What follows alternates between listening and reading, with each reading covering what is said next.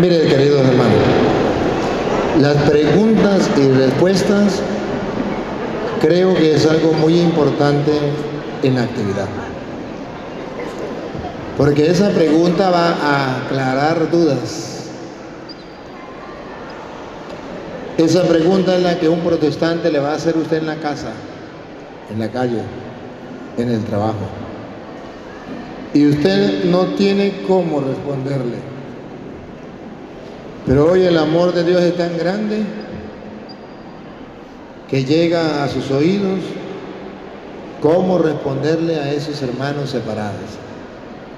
Por tanto, no pierdan la oportunidad. Aprovechenla. Gloria al Padre y al Hijo y al Espíritu Santo.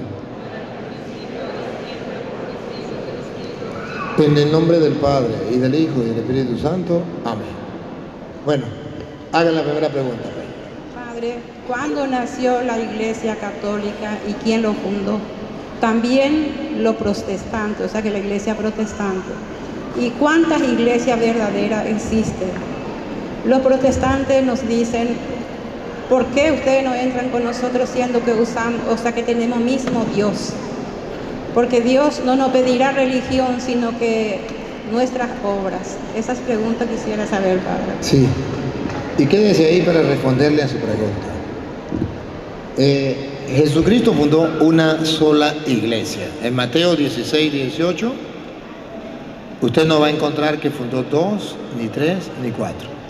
Jesucristo nos dijo, todo aquel que crea en Dios, esa es mi iglesia. No, eso no lo dijo. Eso lo dicen los protestantes, pero eso no lo dijo Jesús. Mateo 16, 18, vamos a escucharlo.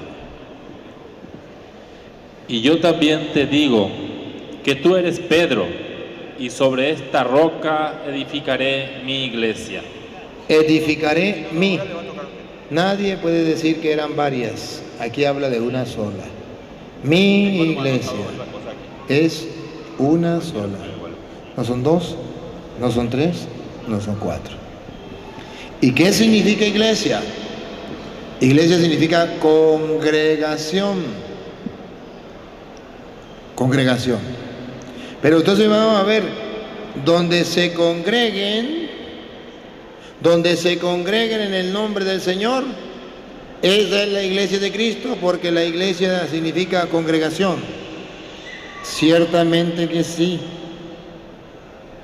Que eso es una característica, una congregación, donde se congreguen en el nombre del Señor, pero debe ponerle algo más. Donde esté aquel apóstol que Cristo dejó como jefe de la iglesia. Esa congregación no es sin cabeza. Esa congregación tiene una cabeza, un jefe. Tú eres Pedro. De modo que no es una congregación donde la gente se reúna así por así y diga yo creo en Dios, yo soy la iglesia de Cristo. No. Cuando Jesús le dijo, tú eres Pedro, sobre esta piedra edificaré mi iglesia, quiere decir que Él quiere una congregación donde haya quien gobierne esa iglesia. ¿Cómo sabemos? A ti te doy la llave del reino de los cielos. Está dando autoridad. Lo que ates quedará atado en el cielo. Lo que desates quedará desatado en el cielo. Óiganlo. ¿Tú eres Pedro? Y sobre esta roca edificaré mi iglesia, y las puertas del Hades no prevalecerán contra ella. Y a ti te daré las llaves del reino de los cielos.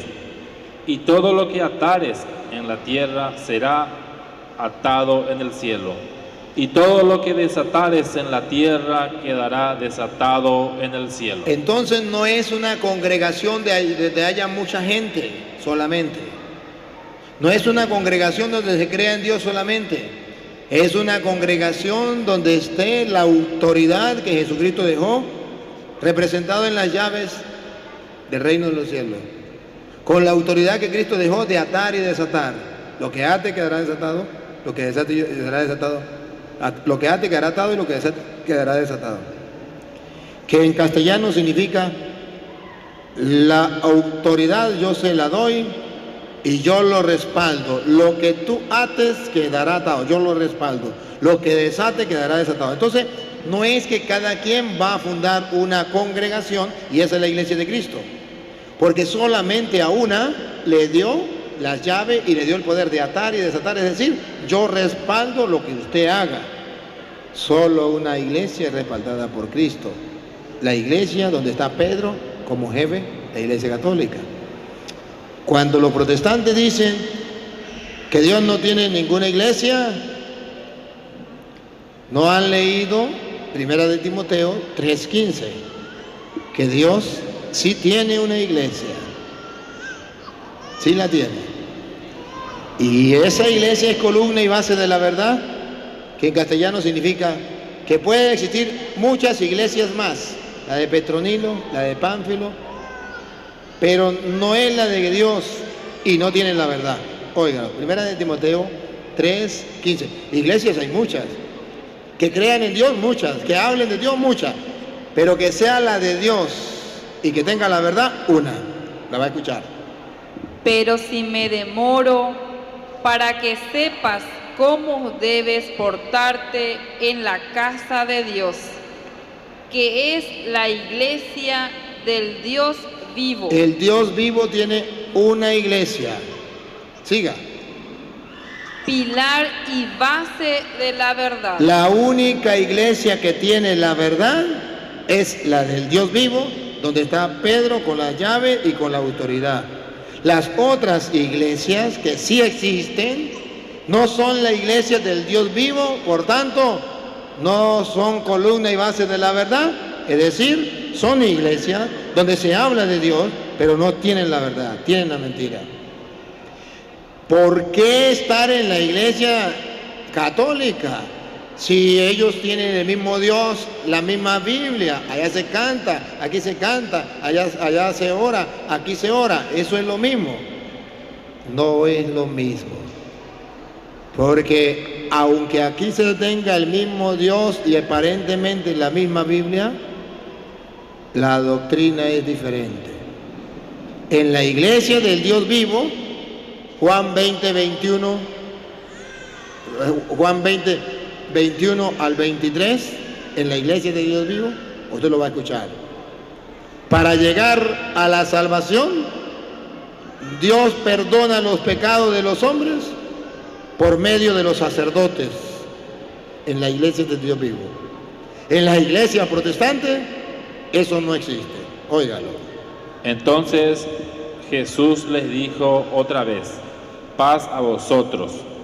Como me envió el Padre, así también yo os envío. En la iglesia de Dios vivo, Jesucristo envió hombres. ¿Para qué? Y habiendo dicho esto, sopló y les dijo: recibid el Espíritu Santo. A quienes remitiereis. Remitiere significa perdonare.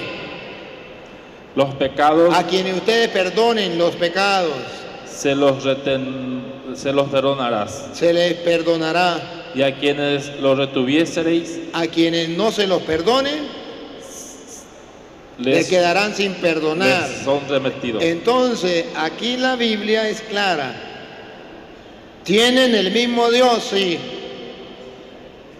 Pero la doctrina, la enseñanza de Jesucristo, ¿cuál? Sopló sobre los apóstoles: reciban el Espíritu Santo. Como el Padre me envió a mí, yo los envío. Vayan a perdonar los pecados. A quienes le perdonen los pecados les quedan perdonados, y a quienes no se los perdonen les quedan sin perdonar. Es el mismo Dios, sí, pero ¿le están obedeciendo a Jesús? No. Por eso Jesús dice: no todo el que me diga Señor, Señor, no todo el que tenga Dios, que crea en Dios, no todo el que traiga la Biblia entrará en el reino de los cielos, sino el que cumpla la voluntad. Entonces lo importante es cumplir la doctrina, la enseñanza, lo que Dios mandó. Es el mismo Dios, pero la doctrina es distinta. A la orden.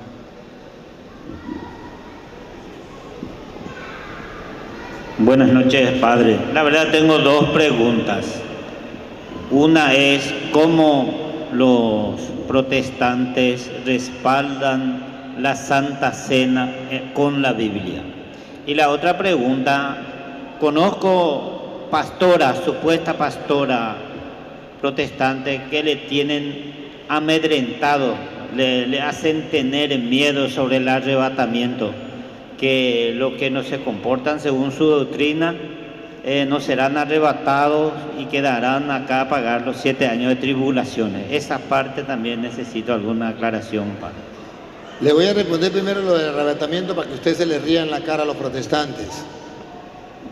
Dígale, si eso es verdad, que le hable de un evangélico que haya sido arrebatado. Ya se han muerto miles de evangélicos esperando ser arrebatados y ninguno ha sido arrebatado.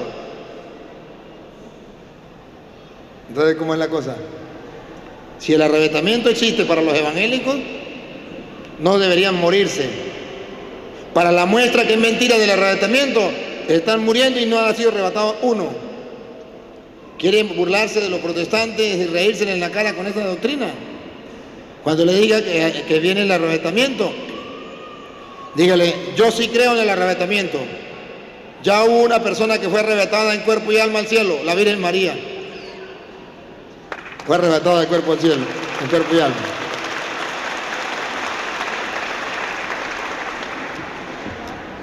Jesucristo es claro y está escrito en Mateo 25, 31 en adelante. Cuando venga el Hijo del Hombre reunirá a todos, todas las naciones, a los corderos y a las ovejas, a unos a la derecha y otros a la izquierda, el día del juicio. Eso de arrebatamiento, eso es mentira de los protestantes. Es simplemente un engaño. Es como cuando usted estaba pequeño y la mamá le decía, no salga para allá porque le va a salir el coco. Es una manera de humillar, de engañar, de asustar. Y muchos católicos, para no quedarse aquí en la tierra, para irse con los protestantes, pero todavía no se ha ido ninguno, entonces se meten a protestantes y se mueren y no se van en el arrebatamiento. ¿Qué fue la otra pregunta que me hizo? La Santa Cena, ¿cómo respaldan ellos? La Santa Cena de los protestantes, ¿cómo lo respalda? Ya lo vimos en la enseñanza anterior. La respaldan en aquellos discípulos que se fueron y no quisieron creer que ahí estaba el cuerpo y la sangre de Cristo. Porque era un lenguaje muy duro. Ahí están dibujados los protestantes. Porque no hay un fundamento para los protestantes.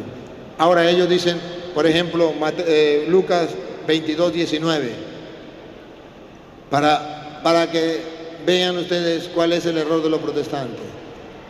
Lucas 22, 19. ¿Por qué dice que es un mero símbolo? Vamos a escuchar. Y tomó el pan y dio gracias, y lo partió y les dio, diciendo, esto es mi cuerpo. Observen, si miramos el contexto, ¿cuál es el contexto? Jesús agarra pan y dice, esto, y lo que mostró fue el pan. Es mi cuerpo. Esto es mi cuerpo. Siga. Que por vosotros es dado. Que por vosotros es dado. No es un cuerpo ficticio. Haced esto en memoria de mí. Ahí está el fundamento de ello. Haced esto en memoria de mí. Ahí no dice que hay que hacerlo. Ahí dice que hay que hacerlo como mero recuerdo. La ignorancia de los protestantes no sabe que en memoria mía significa dos cosas. Una, un simple recuerdo, como dicen los protestantes. Y dos, recordar que fue Cristo que dio la orden, háganlo en memoria mía. O sea, nosotros los católicos también decimos, hagan esto en memoria mía.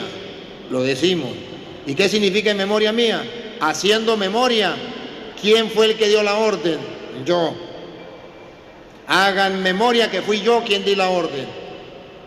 ¿Dónde nos basamos? En varias partes. Una, que cuando dice, tomó pan y dijo, esto es mi cuerpo, no está hablando de signo, está hablando de realidad. Es.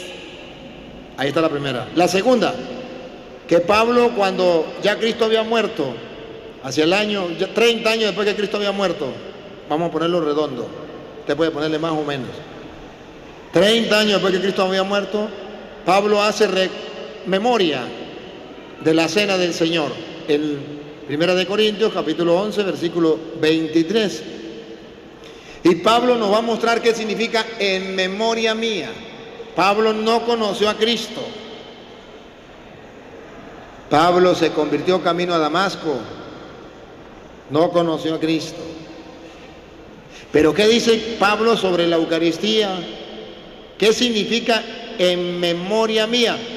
Van a ver que la interpretación de la Iglesia Católica es bíblica. En memoria mía no significa como un simple recuerdo. En memoria mía significa, fui yo quien lo mandé y ustedes tienen que obedecerlo. Hagan memoria que fui yo que lo mandé. Óiganlo. Porque yo recibí del Señor. Ahí está. Eso significa en memoria mía. Yo recibí del Señor. O Pablo es mentiroso porque él no conoció al Señor. ¿Y cómo va a decir que lo recibió del Señor? Y si Pablo no lo recibió del Señor, ¿por qué dice que lo recibió del Señor? ¿Cómo va a decir mentira Pablo? Él no lo recibió del Señor, él no existía en ese tiempo. ¿Cómo va a decir no estaba con Jesús? Él no estaba con Jesús. Él viene después, cuando vienen los apóstoles, camino a Damasco, y Pablo se convierte. Él no estaba en la última cena. Pablo mentiroso, ¿por qué dice yo recibí del Señor? Repítalo. Porque yo recibí del Señor. Cuando Pablo dice yo recibí del Señor, es verdad que Pablo no estaba, pero ahí está diciendo que lo recibió del Señor. Ahí es donde el católico dice, las palabras de Jesús en memoria mía no significa como un simple recuerdo. En memoria mía significa, fui yo quien lo mandé y usted lo cumple. Hagan memoria. Por eso Pablo hizo memoria. 30 años después que Cristo había muerto, hizo memoria. El Señor lo dijo, yo lo creo y lo recibo como si fuera de Él. Hago memoria que no lo inventó el Papa, que no lo inventaron los obispos, fue Cristo. Si lo inventó Cristo, no me importa que yo no estuviera en ese tiempo, yo lo creo y es como si lo recibiera de su mano. Yo recibí del Señor. ¿Qué está haciendo Pablo? Memoria de lo que Jesús dijo, hagan esto porque yo lo mando. Si lo mandó Cristo, Él lo recibió del Señor aunque no estuviera en la última cena. Pero los protestantes dicen que es una memoria como un recuerdo. Si fuera un recuerdo, Pablo no hubiese dicho, yo recibí del Señor. Pablo hubiese dicho, los apóstoles lo recibieron del Señor y nosotros vamos a recordar lo que hicieron los apóstoles o lo que hizo el Señor. Y Pablo no lo hizo como recuerdo. ¿Sabe por qué no lo hizo como recuerdo? Lo hizo como lo hacemos los católicos, no como recuerdo. Otra vez, dale. Porque yo recibí del Señor lo que también os he enseñado. No es un recuerdo, se lo he enseñado a ustedes. ¿Qué fue? Que el Señor Jesús, la noche que fue entregado, tomó pan. Y habiendo dado gracias, lo partió y dijo, tomad y comed, esto es mi cuerpo. Ahí está, que no es un recuerdo. Él dice que él lo recibió del Señor porque Jesús dijo a los apóstoles, aunque él no estaba, esto es mi cuerpo. Siga. Esto es mi cuerpo que por vosotros es partido.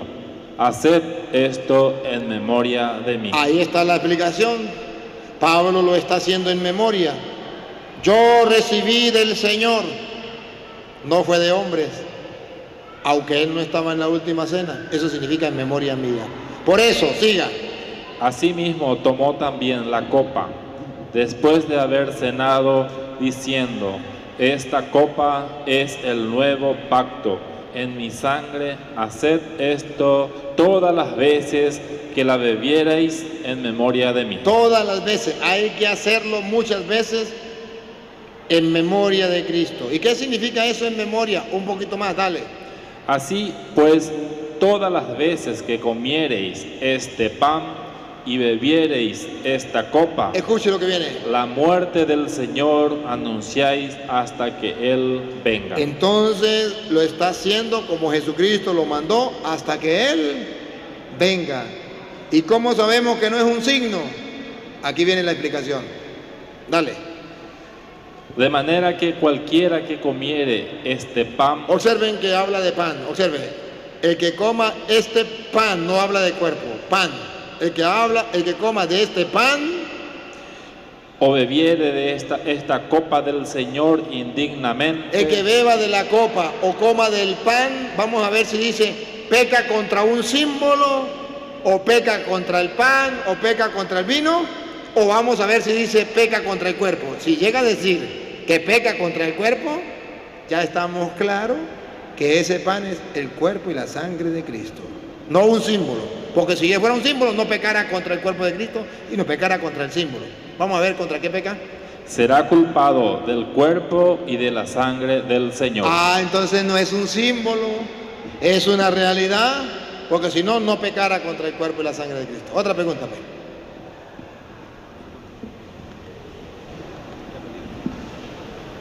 Es la capilla San Juan Bautista de Camburetá. Mi pregunta es, padre, un pastor desviado de su iglesia, después de bautizado en la iglesia católica, ¿puede volver a la iglesia católica otra vez? ¿Y cómo? Sí puede volver a la iglesia católica, pero tendría que primero confesarse el pecado de apostasía. Y segundo, confesar su fe públicamente en la iglesia, en la misa, rezar el credo públicamente, confesar la fe de nuevo para que la iglesia lo vuelva a recibir de nuevo como integrante de la iglesia. Ahí sí puede hacerlo. Son las dos condiciones que tiene que hacer. Muy buenas tardes, padre. Muy buenas tardes. Bueno, mi pregunta es la siguiente y no es solo mía, como le dije, es una pregunta de un grupo, que es mi grupo de la RCC. Bueno, en la parte donde dice, en Mateos capítulo 8, versículos 14, al llegar Jesús a la casa de Pedro, encontró a la suegra de este en la cama con fiebre. Jesús le tocó la mano y luego se le desapareció la fiebre y ella se levantó y se puso a atenderlo. Acá dice Pedro. Bien, a ver. También vemos en la carta de Lucas, capítulo 4, versículo 38, al salir de la sinagoga Jesús fue a la casa de Simón, Pedro, la suegra de Simón que estaba enferma con fiebre muy alta. Le rogaron a Jesús a curarse. Jesús, inclinándose sobre ella, increpó la fiebre y la fiebre desapareció. Mi pregunta es, si Pedro fue cabeza de la iglesia, fue el primer papa según la iglesia católica, fue sacerdote, me imagino, entonces, ¿por qué Pedro dice que Pedro tuvo una suegra? Por lo que llego a creer, o sea, me dice que Pedro sí tuvo una esposa. Entonces, la pregunta es, ¿por qué si Pedro tuvo una esposa, los sacerdotes no pueden casarse? Muy bien. Primero debo decirle que bien la Biblia dice que Pedro tuvo una suegra, pero no dice que Pedro tuvo esposa. Pero si tenía suegra, dime una cosa, si la mujer hubiese muerto, ¿Pedro tenía suegra o no tenía suegra? ¿Tenía suegra o no? ¿Perdón? Si la mujer de Pedro ya había muerto, ¿Pedro tenía suegra o no tenía suegra? En la carta dice que Pedro tuvo una suegra. Y si tuvo suegra, tuvo una esposa. Y si la esposa estaba muerta, tenía... No no dice, ¿no? ¿En dónde dice? Ajá, esto es lo que yo quiero. ¿Por qué si Pedro tuvo esposa, por qué en ninguna parte dice que Pedro tuvo esposa? ¿Por qué no nunca dice Pedro estaba con la esposa y los hijos? ¿Por qué? Bueno, esa es la pregunta. Está bien. La primera. Realmente la Biblia no dice que Pedro tuvo esposa. Los hermanos separados sacan una cita. Si alguien la recuerda, pues sería bueno, donde dice, y es que no podemos llevar una esposa como Pedro y como otro con nosotros. Y si me lo permite, déjeme apelar un momentico a la Biblia si le encuentro la cita.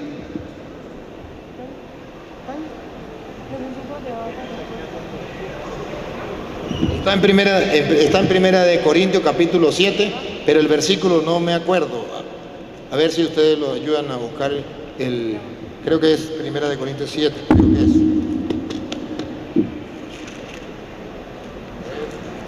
7 puede ser. No, 7 no. Vamos a ver, porque es una cita que sacan los hermanos separados y que ojalá yo la encuentre. El 7 y el 8 puede ser. No. A los solteros. No. Si yo la encontrara, creo que era Ay, mío. Pero los hermanos separados la dicen.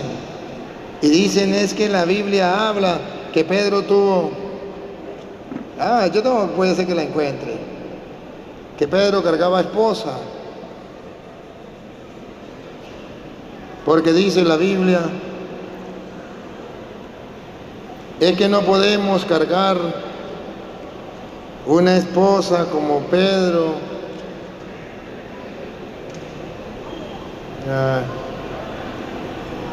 Bueno, se la digo de memoria. Le digo de memoria porque ahorita no la tengo.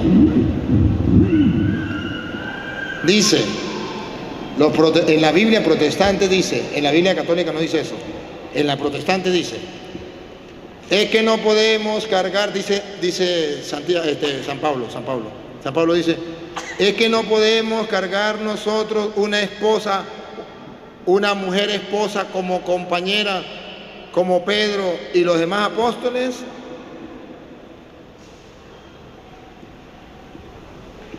Y resulta que los protestantes así traducen la Biblia de ellos. Pero no puede ser cierto. ¿Por qué no puede ser cierto?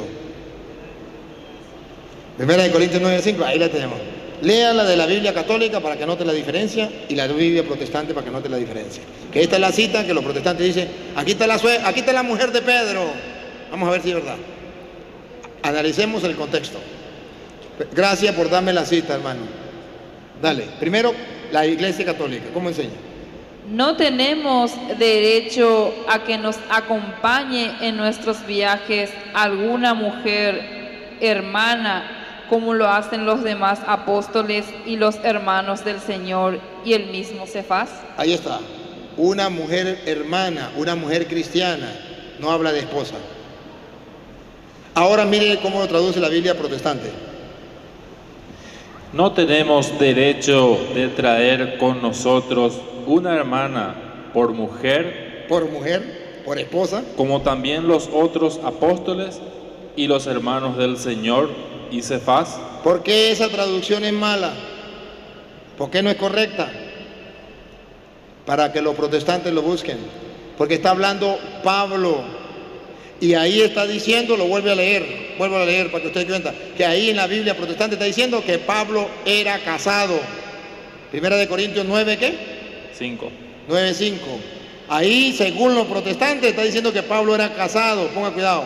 No tenemos derecho de traer con nosotros. O sea que Pablo llevaba con él una hermana por mujer. Pablo llevaba una esposa con él.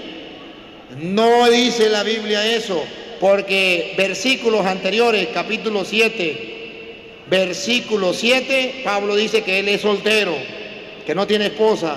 Entonces no puede decir que Pablo cargaba una esposa como la cargaba Pedro. Eso se llama malinterpretar las escrituras y torcerlas. Pongan cuidado. 7:7. Quisiera más bien que todos los hombres fuesen como yo. Pablo no era casado, pongan cuidado.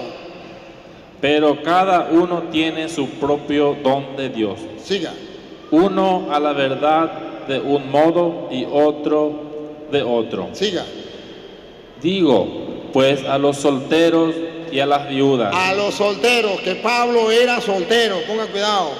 Qué bueno les fuera quedarse como yo. Aquí la Biblia dice, claro que Pablo es soltero. Entonces no me venga a decir que Pablo cargaba una esposa. Aquí está claro que Pablo era soltero. Es una manipulación de la Biblia. Entonces dice, Pablo era casado como Pedro, porque aquí dice que Pedro cargaba una mujer por esposa. No, La Biblia no dice en ninguna parte, y reto al protestante que me la muestre, que diga, porque he visto que retaron al hermano Rafael Díaz, y yo quiero que me reten a mí, que me muestre dónde dice que Pedro cargaba a la esposa y los hijos. No me agarren 1 Corintios 9:5, donde ustedes tuercen diciendo que Pablo era casado y que Pedro era casado, iba con la esposa. No me digan mentiras. Eso es torcer las escrituras. Ahora bien, la Biblia no habla en ninguna parte de la mujer de Pedro o de los hijos de Pedro. Habla de la suegra. Esto quiere decir que Pedro, no estoy afirmándolo, estoy diciendo una posibilidad. Primero, que Pedro era viudo, tenía su esposa y ya había muerto, y él tenía su suegra, y Jesús la curó. Es una posibilidad. Eso es una posibilidad. Bien. Ahora, en el supuesto de que haya tenido esposa y estuviera la esposa y los hijos, ¿cómo se explica que Pedro, siendo jefe de la iglesia, tuviese esposa y tuviese hijos? Se explica porque Jesucristo en Mateo capítulo 19, versículo del 9 en adelante, habla que el matrimonio es querido por Dios y es bueno y santo, y es un don. Y habla que el celibato, el no casarse, el no tener esposa, es otro don de Dios, igual que el matrimonio. Y es importante, y esto los protestantes ni lo creen, ni lo enseñan, ni lo viven. Escuchen, de la Reina Valera. Y yo os digo que cualquiera que repudia a su mujer, salvo por causa de fornicación, y se casa con otra, adúltera. No, adultera. Y el que se casa con la repudiada, adúltera. Adultera. Siga. Le dijeron a sus discípulos. Aquí está defendiendo el matrimonio. Pedro era casado. Entonces, en el supuesto que Pedro tuviera mujer. Si así es la condición del hombre con su mujer, no conviene casarse. Le dijeron sus discípulos, si uno no se puede separar, es mejor no casarse. Sus discípulos le dijeron, es mejor no casarse. Y escuche lo que respondió Jesús. Entonces él les dijo, no todos son capaces de recibir esto, sino aquellos a quienes es dado. A quienes le es dado. Ahora presten atención a lo que viene. Pues hay eunucos que nacieron del vientre de su madre. Hay hombres que no se pueden casar porque nacieron incapacitados para el sexo. Y hay eunucos que son hechos eunucos por los hombres. Fueron castrados por los hombres, no pueden funcionar. Y hay eunucos que asimismo se hicieron eunucos por causa del reino de los cielos. Aquí está la parte de por qué no se casan los sacerdotes. Porque hay hombres que sí funcionan, no son capados, no son castrados, pero por amor al reino de los cielos no se casan. Y escuchen lo que viene. El que sea capaz de recibir esto, que lo reciba. El que sea capaz de recibirlo. Los protestantes no son capaces de recibirlo, no lo pueden recibir. El que sea capaz de recibirlo, que lo reciba. Por eso usted verá que en el seminario se le da 7, 10 años de formación a los muchachos, para que el que sea capaz lo reciba. El que no sea capaz, se case. No hay ningún problema. Y otra cita le voy a dar. El mismo Pablo, que decía que él era soltero y era mejor no casarse, explica en 1 Corintios 7:32 por qué los sacerdotes no se casan. 7:32. Y esta tenemos la explicación de Cristo, que dice que unos se casan y otros no por amor al reino de los cielos. Los protestantes no tienen eso, solamente matrimonio. Lo otro por el reino de los cielos no tienen ellos. Pablo, 7:3 de la Reina Valera, por favor. 7:32. Quisiera pues que estuvieseis sin congoja. El soltero tiene cuidado de las cosas del Señor. Aquí en primer lugar está el soltero, tiene cuidado de las cosas del Señor, y está hablando precisamente de los que se dedican a servirle al Señor. Siga.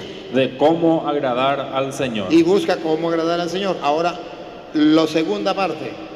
Pero el casado tiene cuidado de las cosas del mundo. Tiene de, cuidado de las cosas del mundo. De cómo agradar a su mujer. De cómo agradar a su mujer. Aquí la Biblia dice que las dos cosas son importantes. Las dos cosas son importantes. Que son dones de Dios. Cuando es casado, bien, es un don de Dios. Cuando es soltero, es un don de Dios.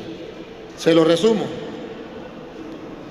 En la iglesia de Jesucristo puede existir sacerdotes que se casen y puede existir sacerdotes que no se casen. Existieron sacerdotes casados y existieron sacerdotes no casados. Pablo no era casado, Juan no era casado, Pedro, en el supuesto de que era casado, pero no todos eran casados. Porque si no, ¿por qué le dijeron, Señor, si uno no se puede separar de la mujer, es mejor no casarse? No eran casados. Porque si no, no hubiese dicho, es mejor no casarse. Hubiese dicho, la embarramos, ya estamos casados. Dijeron, es mejor no casarse. No eran casados. Entonces significa que la Biblia nos muestra dos opciones. Por eso, en la Iglesia Católica se dice, el día en que el Papa diga que los sacerdotes se casen, los sacerdotes podrán casarse, porque en la Biblia están las dos opciones. Como hay dos opciones, la iglesia puede escoger esta o puede escoger esta. Hasta ahora, en nuestro tiempo, se escogió en Occidente la de casarse, la de no casarse. Pero sepa que en el Oriente se casan. Están las dos en la iglesia. En el Oriente se casan, en el Occidente no nos casamos. Puede ser que el Papa diga un día que se casen todos nos casamos. Lo que ate quedará atado, lo que desate quedará desatado. Y él dijo esta opción y esta opción. Por eso en la iglesia existe esta opción. Y es un regalo, es un tesoro que los protestantes no tienen. Y nadie quiere ver ojos bonitos en cara ajena. Ese es el problema. Bien, muchísimas gracias, Padre. Y la otra pregunta es, si por ahí lo quieres contestar, ¿por qué Jesús se bautizó en el agua con Juan el Bautista, sumergiéndose en el agua? Mira, muchas gracias. Y no se me vaya, porque se la voy a responder. Marcos capítulo 1, versículo, San Marcos capítulo 1, versículo 9 en adelante. Se la voy a responder. Y usted va a estar pendiente. San Marcos capítulo 1, versículo 9 en adelante. En aquellos días Jesús vino de Nazaret, pueblo de Galilea, y se hizo bautizar por Juan en el río Jordán. Escuche lo que viene. Al momento de salir del agua... Subrayelo, otra vez. Al momento de salir del agua... No en el río, fuera del agua. ¿Qué pasó? Jesús vio los cielos abiertos. El Espíritu bajaba sobre él como lo hace la paloma. Mientras escuchaban estas palabras del cielo: Tú eres mi Hijo, el amado, mi elegido. Pregunto, ¿el Espíritu Santo lo recibió en el agua o fuera del agua? ¿Fuera del agua o en el agua? Repítalo, mujer. Al momento de salir del agua... ¿Fuera o dentro del agua? Fuera del agua. Siga. Jesús vio los cielos abiertos. El Espíritu bajaba sobre él como lo hace la paloma. Pregunto, ¿el Espíritu vino sobre Jesús dentro del agua o fuera del agua? Fuera del agua. Entonces, aquí podemos ver los dos bautismos. El de Juan era en el río y el de Cristo, que era el bautismo del Espíritu Santo, fuera del río.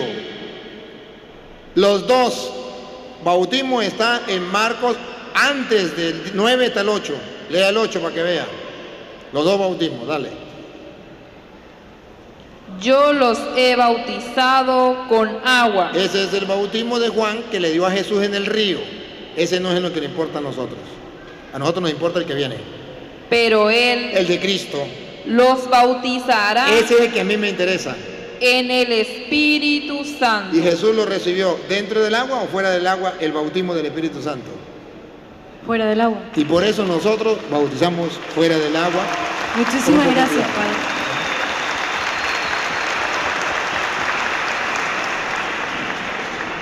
Padrecito, buenas tardes. Buenas tardes.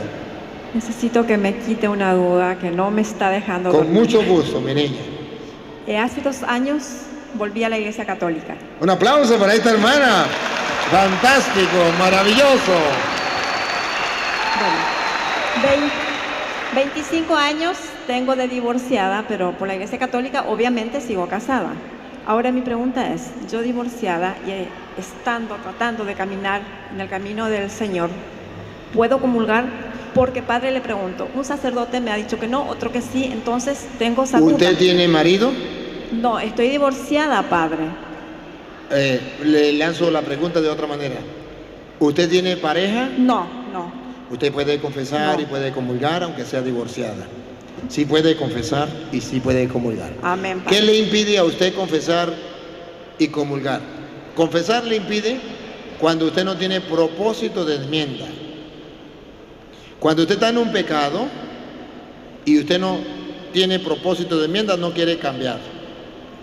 Ahí estaría usted Le pecando. vuelvo a repetir, hace 2 años que Jesús trajo su ovejita perdida y estoy tratando de cambiar día tras día. Por eso le estoy explicando. Sí.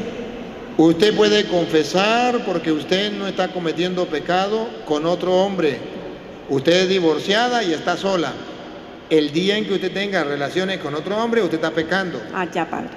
Si usted se pone a vivir con otro hombre y tiene relaciones con ese hombre, usted no puede confesar ni puede comulgar. Si usted está solita, sin perro que le ladre, con Jesús, entonces usted puede confesar y usted puede comulgar, porque nada se lo impide ni nadie se lo impide. amén, padrecito. Muchas gracias. A la orden.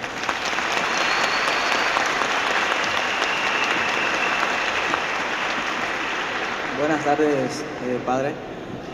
Tengo 3 preguntas. La primera, una pregunta. ¿Qué pasa de las almas de las personas que se suicidaron y de los bebés que fueron abortados?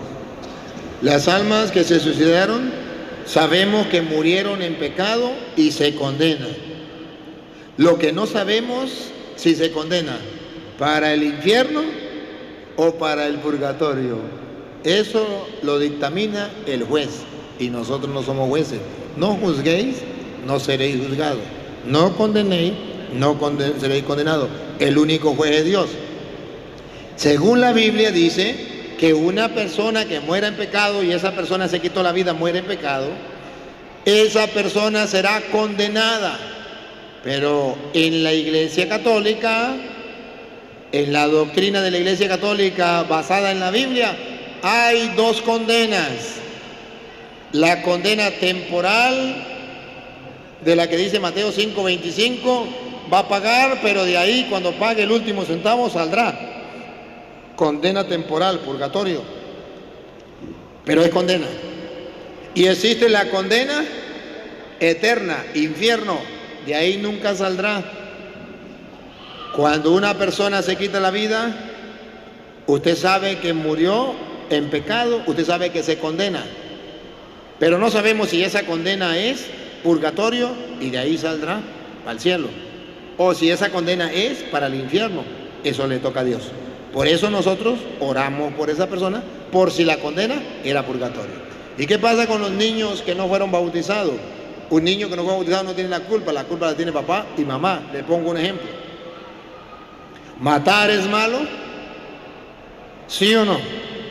Si usted tiene un bebé de 2 años y otro de 3 años, y usted tiene una pistola, la tiene cargada encima de la cama, usted ve que su niño de 3 años agarra la pistola y usted no se la quita, y el niño le pone la pistola a su hermano y lo mata. Matar es pecado. ¿Ese niño se va para el infierno? Mató. ¿O quién es el culpable? Usted, que no le quitó la pistola. Él no tiene la culpa. Aunque eso, el pecado no lo carga él, lo carga el papá. Si el papá no quiso bautizar al niño, el pecado del papá carga con ese pecado. Porque el niño no podía hacer nada. Papá y mamá, sí.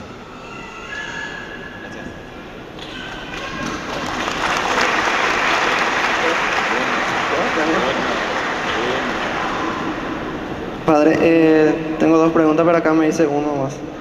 La pregunta dice, ¿por qué los protestantes dicen que María no puede ser virgen después de tener hijos? Porque los protestantes no creen en la Biblia. Tienen la Biblia debajo del brazo para restregársela al católico, pero no creen en la Biblia.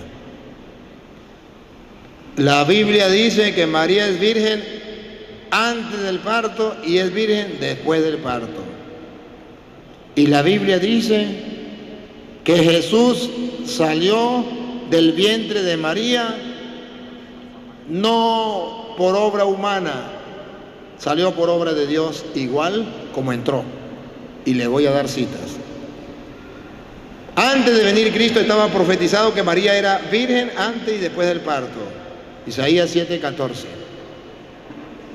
Estaba profetizado más de 500 años antes de venir Cristo que María, la madre del Señor, tenía que ser virgen antes y después del parto. El pueblo, Dios le dice al pueblo de Israel que esperaba al Mesías una señal para que el pueblo supiera cuándo llegara el Mesías. ¿Cuál es la señal que Dios le da para que sepan que ha llegado el Mesías? Fácil. Un milagro. Una virgen quedará preñada, virgen antes del parto. Y la virgen parirá un hijo, virgen después del parto. Ustedes lo van a escuchar. Me dijo un protestante, vamos a escucharlo primero. El Señor pues les dará... La Reina Valera, léamela de la Reina Valera. Por tanto, el Señor mismo os dará señal. He aquí... Señal. Cuando venga el Mesías, ¿cuál es la señal? He aquí que la Virgen... Observen, no dice, he aquí que María, no dice María. Otra vez. He aquí que la Virgen... No, como nombre propio, la Virgen. No dice, he aquí María, no, dice, he aquí que la Virgen, escuche. He aquí que la Virgen concebirá... Ahí, quédese ahí. La pregunta mía es, ¿quién va a concebir? La Virgen. Siga. Y dará a luz un hijo. ¿Quién va a parir un hijo? La Virgen. La señal está compuesta por dos partes. Una, que está antes de la I. Dos, que está después de la I. La primera parte, virgen antes del parto. He aquí que la Virgen quedará embarazada, virgen antes del parto. Y viene la segunda parte, que no podemos quitar. Y la Virgen dará a luz un hijo. La Virgen, no María, la Virgen dará a luz un hijo, profecía. O sea, que es necesario que usted y yo creamos lo que dice la Biblia. Es una señal que Dios le da al pueblo de Israel. Me dijo un protestante, pero señor cura, ¿para qué nos matamos la cabeza? Que María sea virgen o no sea virgen, eso a mí qué me importa. Eso no adultera nada la fe, no cambia la fe. Yo soy cristocéntrico. El único camino para llegar al Padre es Cristo. Que María sea virgen o no, eso no adultera mi fe. Yo le dije, la mía sí me la adultera. Porque para mí y para los judíos, María tenía que ser virgen. Porque si María no es virgen, Jesús no es el Mesías. Porque estaba escrito que el Mesías nacería de una virgen. Y si María no es virgen, Jesucristo no es el Mesías. Y si Jesucristo no es el Mesías, nos engañaron. Obligatoriamente María tiene que ser virgen. Por eso Mateo dice, Mateo 1:21. O si, lea el 22, lea el 22. Para que vea que se cumplió. Lo que había dicho el profeta se cumplió. Por tanto, Jesús sí es el Mesías. Ponga cuidado. Y dará a luz un hijo, y llamarás su nombre Jesús. Salvador, es el Salvador, es el Mesías. ¿Por qué es el Mesías? A ver, ¿por qué es el Mesías? ¿Por qué le pone el nombre de Jesús? Dale. Porque Él salvará a su pueblo de sus pecados. Es el Mesías. ¿Cómo sabemos que Jesús es el Mesías? Ahí viene. Todo esto aconteció para que se cumpliese lo dicho por el Señor por medio del profeta cuando dijo: Sí, sabemos que Jesús es Jesús, el Salvador, el Mesías, porque se cumplió lo que había dicho el profeta Isaías. ¿Qué había dicho? He aquí una virgen concebirá y dará a luz un hijo. Entonces sí es el Mesías, porque se cumplió que la virgen quedó embarazada y la virgen parió un hijo. Y cuando ustedes vean que una virgen quede preñada y para un hijo, ha llegado el Mesías. Entonces Jesús sí es el Mesías. ¿Cuál es la garantía que Jesús es el Mesías? Que María es virgen antes y después del parto, y eso se cumplió. Entonces la pregunta es, señor cura, ¿y cómo salió el niño? Lo que igual no es trampa, yo le pregunto, ¿y cómo entró? Entró por obra de Dios, salió por obra de Dios. Usted no me puede mostrar que la Biblia diga que salió por obra de Dios. Sí le puedo mostrar. Salmo 22, versículo del 7 en adelante. Sí le puedo mostrar que salió por obra de Dios. Y por eso María es virgen. Porque como entró, salió. Entró por obra de Dios y salió por obra de Dios. Salmo 22, del 7 en adelante. Todos los que me ven me encarnecen, estiran la boca, menean la cabeza diciendo: se encomendó a Jehová, líbrele, él sálvele, puesto que en él se complacía. Pregunto, ¿es una profecía de Isaías? Es una profecía que está en el Salmo, que está hablando de el Mesías, de Jesús. Siga. Pero tú eres el que me sacó del vientre. Otra vez. Pero tú eres el que me sacó del vientre. Otra vez, ¿quién sacó a Jesús del vientre de María? Pero tú eres el que me sacó del vientre. Por obra de Dios, Jesús salió del vientre de María. ¿Cómo entró? Por obra de Dios. ¿Cómo salió? Por obra de Dios.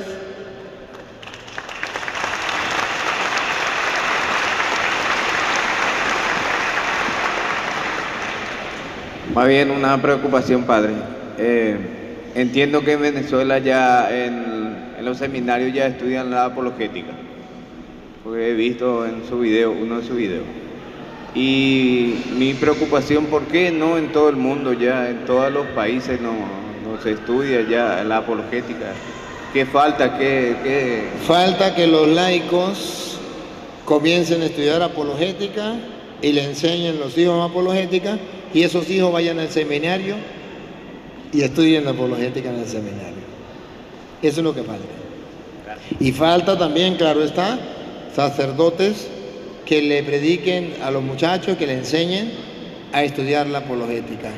Y faltan laicos que cuando los seminaristas vengan de vacaciones le enseñen la apologética. Y faltan laicos que cuando los seminaristas vengan de misión le enseñen la apologética.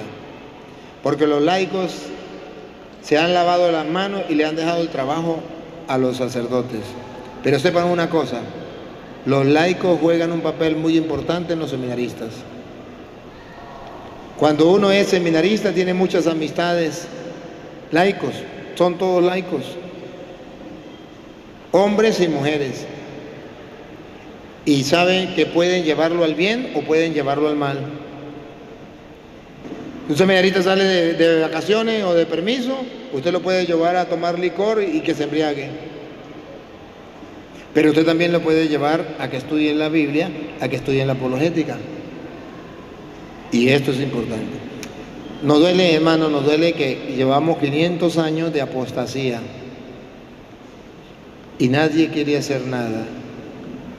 Los curas le tiramos la pelotica a los laicos y los laicos nos la devuelven a los curas. Y los seminaristas quedan en el medio. Por eso usted verá que me he esforzado por tratar de llevar la apologética. Y por eso usted verá que yo no formo grupos, sino predico para que todas partes que me oigan formen grupos de estudio con los videos. Para que la renovación carismática, si quiere, agarre el grupo y estudie. Los cursillistas agarren el grupo y estudien. Los legionarios, los catequistas agarren el grupo y estudien. Y vayan empapando a los seminaristas, a los jóvenes. Pero qué triste es que los laicos son los enemigos número uno de la apologética. No todos, gracias a Dios no todos. Ustedes no, por algo están aquí. Pero la mayoría, ustedes no son mayoría, son pocos. Entonces vamos a hacer algo. Vamos a hacer algo.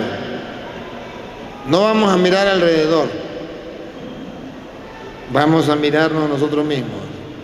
Vamos a estudiar la apologética. Vamos a enseñar la apologética. Si yo me hubiese puesto a mirar alrededor, no estuviera aquí. A mí nadie, todo el mundo se reía, todo el mundo se burlaba, todo el mundo me despreciaba, me dieron más palo que una gata ladrona y yo, tranquilo. Y para adelante y para allá. Donde me dejaban enseñar, enseñaban. Donde no me dejaban enseñar, no enseñaba. Y es triste decirlo, pero yo fui a un seminario donde tenía que enseñarle Biblia a escondida a los muchachos. Con el riesgo de que me votaran, con el riesgo de que me mentaran la madre, con el riesgo de que me sacaran corriendo. Así me dijo el rector. Usted se hace responsable. Si a usted lo encuentran enseñándole Biblia a los muchachos, lo sacarán corriendo. Y yo me lavo la mano, si te he visto no te conozco. Yo le dije, no hay problema, así me gusta. Y así trabajé con ellos. Para los católicos es un pecado leer la Biblia. Para ustedes no, para los católicos modernos. Para los curas modernos es un pecado leer la Biblia. Es un pecado defender la fe. Es un pecado evangelizar. Es un pecado predicar. Es un pecado convertir a la oveja perdida. Todo lo contrario a lo de Cristo. El buen pastor deja las 99 y va en busca de la perdida. Los católicos modernos, los curas modernos, nos quedamos con la oveja que queda y se fueron 99 y no las buscamos.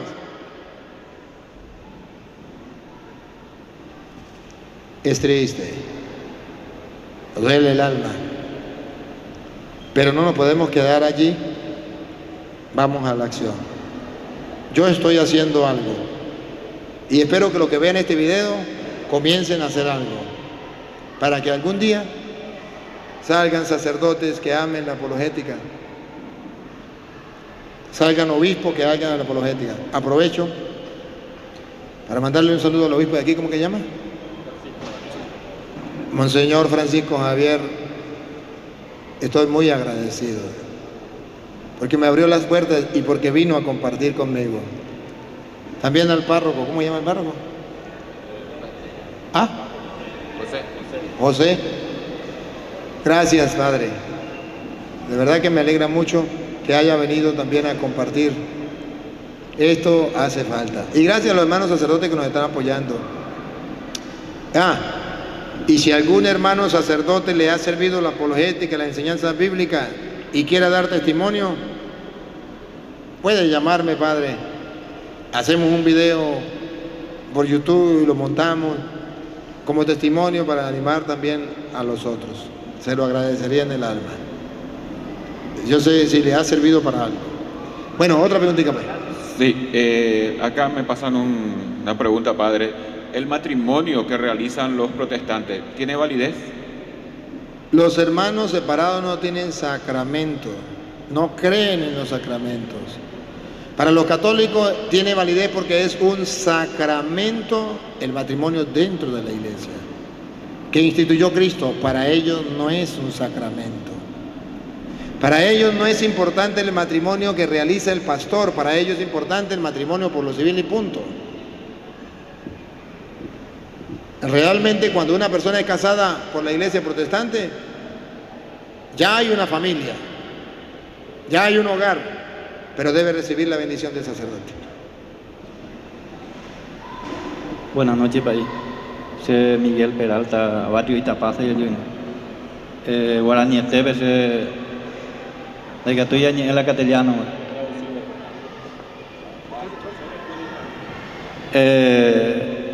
Dos preguntas ya, el mismo momento, dos preguntas, porque si añembo es la Omanoare allá por la Santo Rosario la Omanoare.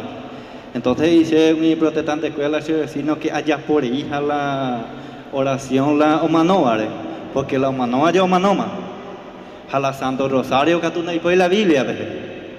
Entonces como católico allá, es importante la erejaisa la yatuya la apologética. Porque si en la ley, ni la cricuay, ni me ve, pero gracias a meña de ya la Virgen, allí voy a supe o me llamo hacia o me ese. Pero si haré con la voluntad, a través de con el hermano mía, si están a entender. Entonces, hoy me éramos la allá por ahí, hoy me he pecado a nivel de allá por. Ustedes se pregunta. Bueno, el hermano lo que pregunta es básicamente lo que los hermanos separados le reprochan.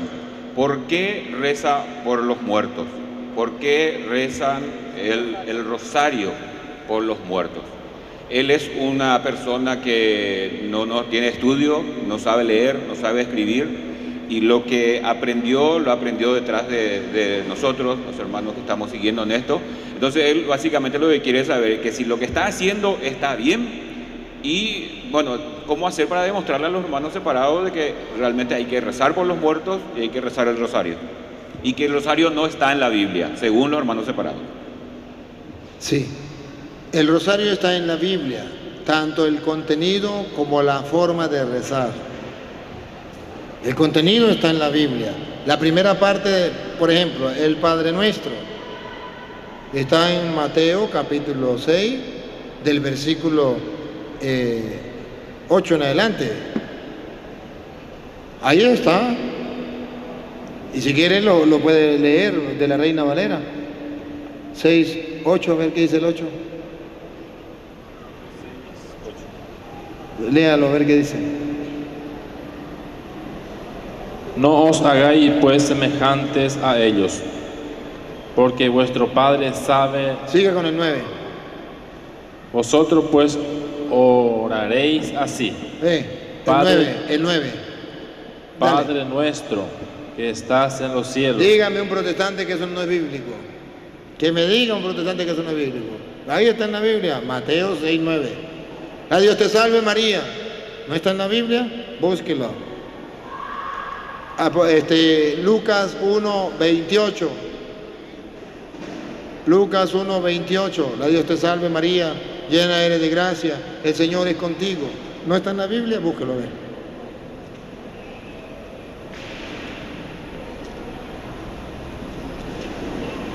De la Reina Valera.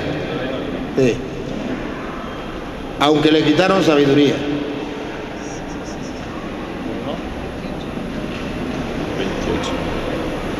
Y entrando el ángel en donde ella estaba, dijo... Vamos a ver qué le dijo. Salve. Dios te salve, salve. ¿Qué significa salve? Salve. Que es una reina y Dios le está dando un saludo. ¿Quién le mandó el saludo con el ángel? Dios. ¿Por qué decimos Dios te salve? Dios te saluda. Ajá, salve. muy favorecida. Llena de gracia, muy favorecida. El Señor es contigo. El Señor es contigo. Bendita tú entre las mujeres. Bendita tú entre las mujeres. Ahora, bendito el fruto de tu vientre. Lucas capítulo 1, versículo 42. Y exclamó a gran voz y dijo: bendita tú entre las mujeres y bendito el fruto de tu vientre. Eso está en la Biblia. Que me digan protestantes que no está en la Biblia, mi respeto. Pero ahí está en la Biblia. Santa María, Madre de Dios. ¿Por qué decimos que María es santa? Porque está llena del Espíritu Santo. ¿Dónde dice que está llena del Espíritu Santo? Lucas 1:35. Respondiendo el ángel le dijo: el Espíritu Santo vendrá sobre ti y el poder del Altísimo te cubrirá con su sombra. Ella es santa, tiene al santo de los santos. Santa María, Madre de Dios. ¿Dónde dice la Biblia que María es Madre de Dios? A ver, en Lucas 1:43. ¿Por qué se me concede esto a mí? Escuche. Que la madre de mi Señor venga a mí. La madre de mi Señor. ¿Quién es el Señor? Dios. Un protestante me puede decir, pero es que María no es madre de Dios. Porque si usted dice que María es madre de Dios, usted está diciendo que María hizo a Dios y a Dios no lo hizo nadie. María es madre del cuerpo de Jesús, pero no es madre de Dios. A ver qué dice Colosenses 2:9. A ver qué pasa en ese cuerpo de Jesús. A ver si es Dios o no es Dios. Vamos a ver. ¿Por qué decimos que es madre de Dios? Colosenses 2:9. 2:9. Porque en él habita corporalmente. Corporalmente. Subrayen, corporalmente, otra vez. Porque en él habita corporalmente toda la plenitud de la deidad. Toda la plenitud de la deidad habita en él corporalmente. Y María parió a Jesús corporalmente. Y corporalmente habita la plenitud de Dios. ¿Cómo me dice que no es madre de Dios? Ruega por nosotros. Ustedes ya saben, Juan 2, en la boda de Caná. Ruega por nosotros. Rogó y convirtió. Pecadores. Todos somos pecadores. Romanos 3:23. No hay nadie que sea pecadores. Ahora. Estamos diciendo que ruegue ahora. ¿Por qué? Porque ella está con Dios, con los santos. Allá, como dice, no lo vamos a leer, pero ustedes lo pueden leer en Hebreos 12:22 en adelante. Allá con Dios están los espíritus de los santos que ya fueron al cielo. Ahora, y en la hora de nuestra muerte, ¿por qué le rogamos que ruegue por nosotros en la hora de la muerte? Porque ella fue la que acompañó a Jesús en la hora de la muerte. Que así como acompañó a Jesús, según dice Juan 19:26, a la hora de la muerte, ¿quién estaba ahí? María. Así como acompañó a Jesús, nos acompaña a nosotros. Eso está en la Biblia. Pero no se puede repetir, porque no se puede orar repitiendo. Mentiras. Mateo capítulo 26, versículo 44, Jesús oraba como nosotros los católicos, repitiendo. De la Reina Valera, Mateo 26, 44. Jesús oraba repitiendo. Escúchelo. Y dejándolos, se fue de nuevo y oró por tercera vez diciendo las mismas palabras. Jesús oraba diciendo las mismas palabras. Nosotros obedecemos a Jesús, que dijo: cuando oren digan Padre nuestro. Repetimos lo que Jesús dijo. Y oramos como Jesús, lo encontramos orando y 3 veces repetía las mismas palabras. Nosotros por eso lo oramos así. Jesús era judío y los judíos ¿cómo oraban? Con los salmos, repitiendo las mismas palabras. Eso está en la Biblia. ¿Por qué oramos por los difuntos? Porque ellos le quitaron un libro donde nos habla que podemos orar por los difuntos. Segunda de Macabeos, capítulo 12, versículo 40. Segunda de Macabeos, en la Biblia de los católicos. En la Biblia protestante no la busque porque la quitaron. Segunda de Macabeos, 12, 40. Podemos los católicos orar, sí. Y ya le di otra cita. Mientras la encuentra ella, ya le di la cita hace rato, de Primera de Juan, capítulo 5, versículo 16, que cuando la persona ha cometido un pecado que no sea de muerte, se puede orar por esa persona. Cuando es un pecado que ya es de muerte, no se puede orar por esa persona. 12:40. 12:40 en adelante. Bajo la túnica de cada uno de los muertos encontraron objetos consagrados a los ídolos de Yamnia, prohibidos por la ley de los judíos. Murieron en pecado. Siga. Entonces todos comprendieron que esa había sido la causa de su muerte.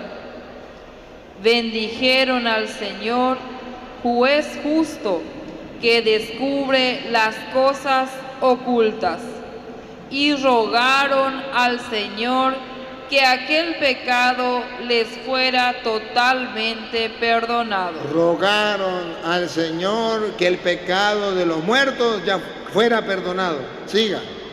Judas exhortó a sus tropas a conservarse sin pecado, pues acababan de ver lo que había pasado a los que habían muerto por su pecado. Hizo una colecta entre los soldados y reunió 2,000 dracmas de plata. ¿Para qué? Vamos a ver para qué la reunió. Que envió a Jerusalén para que ofrecieran un sacrificio por el pecado. Ofrecieran un sacrificio por los pecados. Siga. Acto recta y noblemente, pensando en la resurrección. Actuaron correcta y noblemente, pensando en la resurrección. Y escuchen lo que viene. Pues si él no hubiera creído que los muertos habían de resucitar, habría sido ridículo y superfluo rezar por ellos.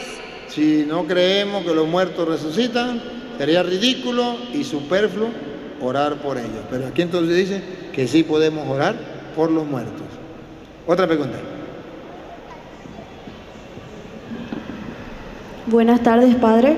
Buenas tardes. Bien dice en la Biblia que Jesús fue concebido por obra y gracia del Espíritu Santo y que la Virgen María le concibió pura y virgen y murió así en ese entonces. Nuestros hermanos protestantes o evangelio dicen que la Virgen María tuvo otros hijos aparte de Jesús y por esa razón nosotros no podemos darle veneración o honrarles, y si hacemos eso estamos haciendo un grave pecado. Yo quiero saber si eso es cierto y qué castigo van a recibir ellos por aborrecer a nuestra Madre Santísima. ¿Usted quiere saber si es cierto? Cuando vuelva un protestante a decirle que María tuvo más hijos, dígale que le muestre en la Biblia. No es cierto, no existe en la Biblia. Y usted le puede con seguridad decirle, yo quiero que usted me muestre en la Biblia donde dice que María tuvo más hijos, o estos son los hijos de María. Ahí estarían ellos en lo cierto. Si no está en la Biblia, ellos están enseñando doctrina de hombres. Porque capaz por falta de conocimiento no le podemos responder. Sí, pero si usted quiere saber si es cierto, yo se lo estoy diciendo y usted puede, aunque no tenga el conocimiento, usted puede preguntarle, muéstreme dónde dice, y usted lee, donde diga, estos son los hijos de María, o donde diga, María tuvo más hijos. Yo reto a cualquier protestante de cualquier parte del mundo, si me llega a demostrar eso, me voy para la iglesia de ellos. ¿Por qué no lo hacen? ¿No es que son muy bíblicos? ¿Sabe qué le van a mostrar? Donde dice que Jesús tuvo más hermanos. Esa no, ya va, esa sí no. Esa sí hay muchas, miles. Nosotros los católicos enseñamos que María no tuvo más hijos, pero también enseñamos que Jesús sí tuvo más hermanos. Eso lo enseñamos nosotros en la Iglesia Católica. Jesús tuvo más hermanos. Usted es mi hermana. Sí, por esa misma razón dijo que está en la Biblia que Jesús decía a otras personas hermanos. Y por esa razón dicen que Jesús, o sea, María, la Santísima María, tuvo más hijos. Fácil. Le voy a mostrar que eso es mentira. Primera de Corintios de la Reina Valera, de la Biblia de ellos. Primera de Corintios 15:5. Para que usted se dé cuenta que es imposible. 15:5. Ahí dice que son hermanos de Jesús. Ahora usted me va a decir si es posible que sean hijos de María. Y que apareció a Cefás y después a los 12. Y después apareció a más de 500 hermanos. ¿Cuántos tenía Jesús? ¿Cuántos hermanos? 500 hermanos a la vez. Pregunto, ¿usted cree que María pudo parir a los 500? No, padre. Así se le quitan las mentiras a los protestantes, con la Biblia. Por eso te invito a estudiar. Agarre los videos. Ahí están los videos. Agarre la cita. Ríasele en la cara. Diga, mira, una mujer no puede parir 500 hijos. O usted le engañaron, su pastor le metió mentira. La Biblia sí dice que Jesús tuvo más hermanos y dice que tuvo 500. Pero no dice que María tuvo más hijos. No, pero es que los hermanos de Jesús son hijos de María. Pero si son 500, ¿cómo va a ser hijo de María? A Petronilo le patina el coco, le patina el coco. Una cosa dice la Biblia: Jesús tuvo más hermanos. Eso lo enseñamos los católicos. Otra cosa dicen los protestantes que no está en la Biblia: María tuvo más hijos. Eso no existe en la Biblia. Otra pregunta. Buenas noches, padre. Buenas noches. Mi pregunta es así, ¿verdad? Un hermano me preguntó, ¿verdad? La Virgen María, ¿quién es su esposo? Y yo le contesté: el Espíritu Santo. Y él me dijo: no, porque ella es esposo de Dios Padre. ¿Y por qué? Le dije: porque el padre Luis es el Padre, esposo de Dios Padre, no del Espíritu Santo. María quedó embarazada por obra y gracia del Espíritu Santo, por obra y gracia del Espíritu Santo. Pero no es la esposa del Espíritu Santo, es la esposa de Dios Padre. Si María fuera la esposa del Espíritu Santo, Jesús no sería hijo del Padre, sería hijo del Espíritu Santo. Y hay un documento que a mí me avala que María es el esposo de Dios Padre. No tengo la Biblia. La Biblia, en Lucas capítulo 1, no sé si ese documento le sirva a usted, pero Lucas capítulo 1, versículo 31, dice: ¿de quién es hijo? Lucas 1:31 en adelante. Y ahora concebirás en tu vientre y darás a luz un hijo. Vamos a ver quién es el papá. Y llamarás su nombre Jesús. Siga. Este será grande y será llamado Hijo del Altísimo. Ahí está. Será llamado Hijo del Altísimo. Entonces, aquí nos dicen que el Padre es Dios, reconocido como el Altísimo. Por eso usted verá Gálatas 4:4. ¿Quién es el Padre?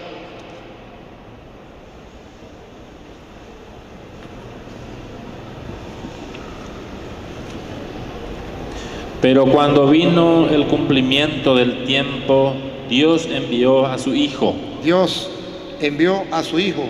Nacido de mujer y nacido bajo la ley. Dios Padre envió por obra del Espíritu Santo. La obra es del Espíritu Santo, pero es Hijo del Padre. Por eso Jesús, usted ve que todo el tiempo Jesús dice que Él es Hijo del Padre. No dice que es Hijo del Espíritu Santo. Ponga cuidado. Juan capítulo 14, versículo 16. Él no es Hijo del Espíritu Santo. Él es Hijo del Padre. Juan 14:16. Muchos sacerdotes pues dicen que ella es esposo del Espíritu Santo. No, es un error, es una mentira. Si él es esposo del Espíritu Santo, entonces el Padre de Jesús no es el Padre, es el Espíritu Santo. Y yo rogaré al Padre. Y yo rogaré al Padre. Mire que el Padre no es el Espíritu Santo. Yo rogaré al Padre. Y os dará otro consolador. ¿Quién? Para que esté con vosotros para que esté con vosotros para siempre. Es el Espíritu de verdad. El Padre y el Espíritu son distintos, distintas personas. ¿Y Jesús dice que el Espíritu Santo es el Padre? No. El Padre es el Padre, el papá de Él. Ahora, el Espíritu Santo, es por obra del Espíritu Santo. A ver, se lo voy a tratar de explicar de esta manera. Humanamente, para tener una idea, usted tiene su mujer, por X o Y motivo, usted no puede engendrar hijos, va a un doctor y el doctor dice, aquí la única solución es sacarle el esperma suyo y ponerlo en el óvulo de la mujer. No puede quedar embarazada con relaciones sexuales. Saca su esperma, lo pone allá. ¿Quién es el papá del niño? ¿El doctor? No, el doctor no es el papá. Ese niño nació, quedó embarazada por obra del doctor. Pero el doctor no es el papá es usted. Por eso dice, envió Dios a su hijo, nacido de una mujer, por obra del Espíritu. El Espíritu Santo es el que obra. Claro, no podemos compararlo completamente con el plano humano, pero sabemos que Dios no tuvo relaciones con María. Entonces, ¿cómo hizo para estar? Por obra del Espíritu. Buenas noches, Padre. Buenas noches. Yo tenía una duda desde hace tiempo ya y quería saber, en el momento de la hora de la muerte de Jesús, Jesús grita, Padre, ¿por qué me has abandonado? Y yo quería saber por qué Jesús grita eso. Salmo 22, versículo 1, a ver si es el 1.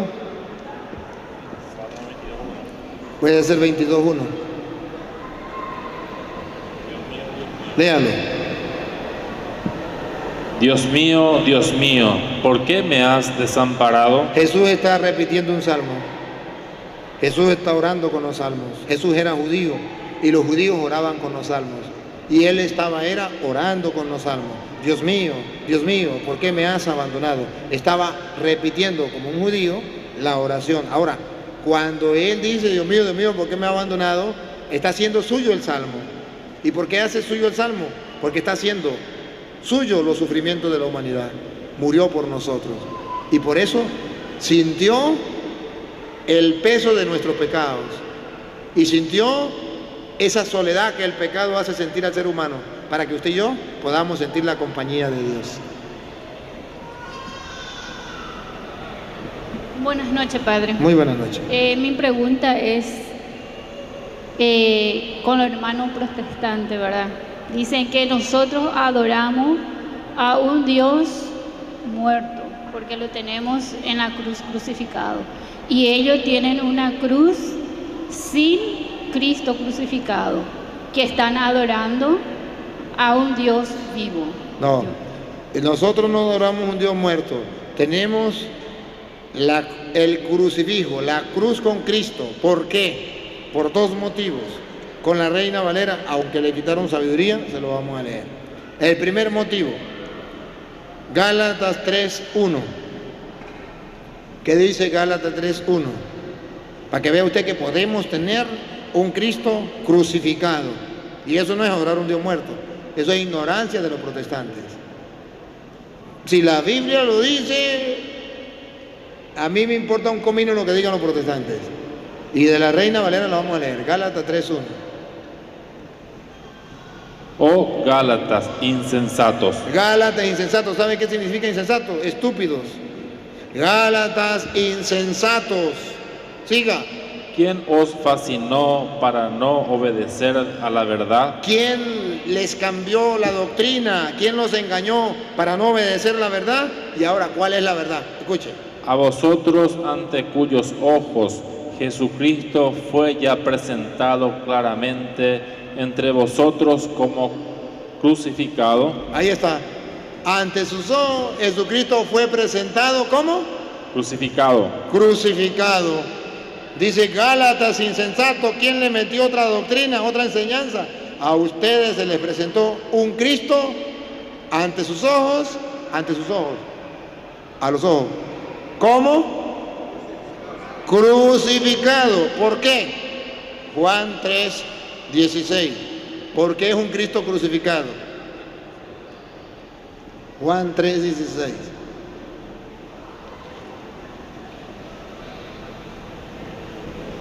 ¿Leo? Vean.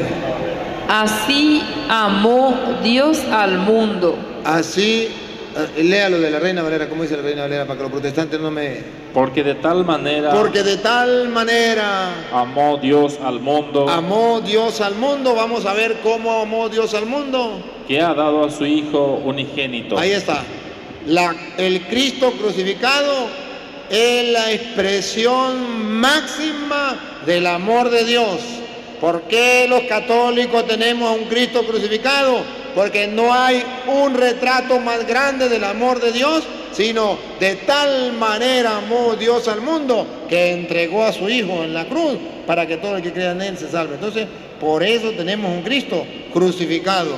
No porque nosotros creamos un Dios muerto. A Petronilo le patina el coco, le patina el coco. Nosotros creemos en un Dios vivo y lo recibimos en la hostia, vivo. Un Cristo resucitado. Pero ellos vienen a engañar a la gente. Hola padre, yo quería preguntar, un protestante una vez me dijo que hay muchas vírgenes y eso no entiendo. Miren cómo engañan, están engañando hasta los niños. Miren niña, eso es mentira. Virgen hay una sola. A ver, pónganme el micrófono a la niña, a ver. Usted, ¿cómo se llama? Deme el nombre completo suyo de usted. Manuela Luján Sanabria. Manuela Luján Sanabria. Usted tiene 3. Manuela Lucán. Bueno, eso. Sanabria. ¿Sí? Usted le puede llamar por Manuela, por Ducán o por Sanabria. Y usted entiende que es usted. Ese es su nombre. No son 3 personas. Una sola persona, pero tiene varios nombres. ¿Sí? ¿Usted no tiene un retrato cuando usted era niña? ¿Chiquitica? ¿Sí tiene? ¿Su mamá tiene retrato cuando ella tenía como 15 años? ¿Foto? No.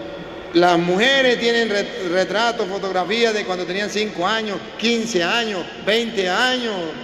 Es la misma persona con varias fotografías. En una época, en un lugar, en otro lugar, en otro lugar. No es la misma fotografía. ¿Usted no le ha pasado que llega a una parte y ve a una señora mayor? La lleva una señora mayor y usted le dice, y ve una foto bien bonita ya, una muchacha quinceañera. ¿Y quién es esa? Pues yo. ¿Usted? Esa es otra. No, yo misma. Estaba en otro lugar, en otra circunstancia, en otro momento, pero era la misma. La Virgen María se llama advocación. Tiene varios nombres, varias advocaciones, depende el lugar, la circunstancia donde la persona haya tenido la experiencia con ella, pero es una sola. La Virgen del Carmen es la Virgen María, bajo la advocación, por eso siempre va a decir, bajo la advocación del Carmen, bajo la advocación de Coromoto, bajo la advocación de Fátima, bajo la advocación de la Rosa Mística. La Virgen María, con este nombre, depende de donde haya aparecido, depende de donde esté la vocación, pero es una sola. Es una mentira que nosotros tenemos muchas virgen. Eso se llama ignorancia. La Virgen tiene muchos nombres que le han colocado. Si usted ve, por ejemplo, en las frutas, ustedes pueden llamar a la fruta de una manera. La papaya, nosotros la llamamos lechosa. A la yuca, usted la llama mandioca, algo así, mandioca, y nosotros decimos yuca. Es la misma, pero los venezolanos la conocemos como yuca, y ustedes como mandioca. Es la misma.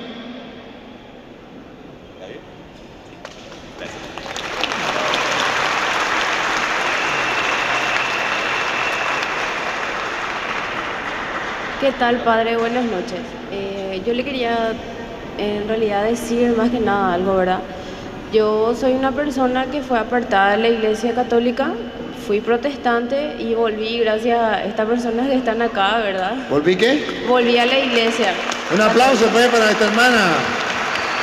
Muy bien.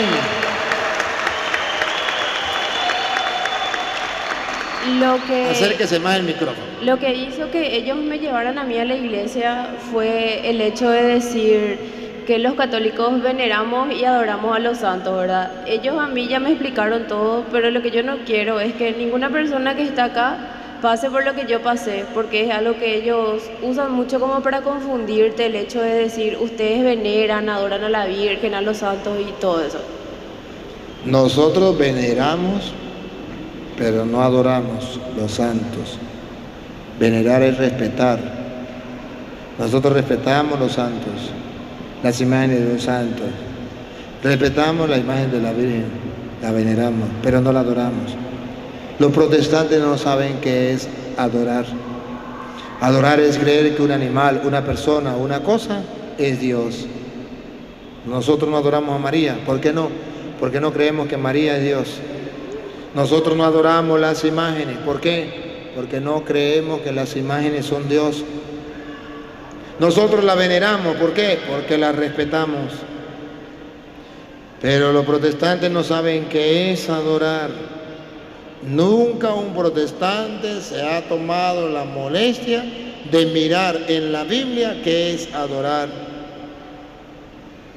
En Éxodo de la Reina Valera, en Éxodo capítulo 32, versículo 3 en adelante, el pueblo de Israel adoró un becerro de oro. ¿Cuándo lo adoró? Cuando creyó que era Dios. Ahí sí hay un pecado. Escúchenlo. Viendo el pueblo que Moisés tardaba en descender del monte, se acercaron... El 3. Entonces todo el pueblo apartó los zarcillos de oro que tenían en sus orejas y los trajeron a Aarón. Y él los tomó de las manos de ellos y le dio forma con buril, e hizo de ello un becerro de fundición. Y ahora van a ver cuando lo adoraron. Entonces dijeron: ahí está la adoración, ponga cuidado. Israel, estos son tus dioses. Eso es adorar. Creer que un becerro, una imagen de un becerro de oro es Dios. Creer que la imagen de la Virgen es Dios. Creer que la imagen de los santos es Dios. Eso es adorar. Pero la ignorancia de los hermanos separados es tan grande que no saben qué es adorar. Entonces calumnian a los católicos diciendo: los católicos creen que la imagen de la Virgen es Dios. ¿Quién de ustedes va a creer que esa imagen que está ahí es Dios? Que come y bebe, que hizo el cielo y la tierra. Nadie, nadie. Sabemos que el mete candela se quema, se cae de ahí, se parte. No es Dios. ¿Por qué la tenemos? Porque nos representa la Virgen María. ¿Por qué la respetamos? Porque es una fotografía de la Virgen María, como usted tiene la fotografía de su madre. La respetamos, pero no digan mentiras. Nosotros no las adoramos. Padre, tengo acá varias notas que me pasaron. En especial, esta persona lo que le pregunta es sobre la Asunción de María. Los hermanos protestantes, los hermanos separados, dicen de que María duerme como los demás muertos, como nosotros cuando morimos que vamos a ser enterrados en el cementerio, y que María también está como nosotros durmiendo la muerte. Esta hermana me pide si usted puede hablar de cómo puede explicar la Asunción de María. Según la Biblia, María fue llevada al cielo. Apocalipsis capítulo 12, versículo 14. Vamos a ver qué está hablando de la Virgen. ¿Cómo sabemos que está hablando de la Virgen? Le voy a mostrar, lea el 12.1. Voy a mostrarle que está hablando de la Virgen y le voy a mostrar por qué está en el cielo. Escuche. 12.14. 12.1 primero.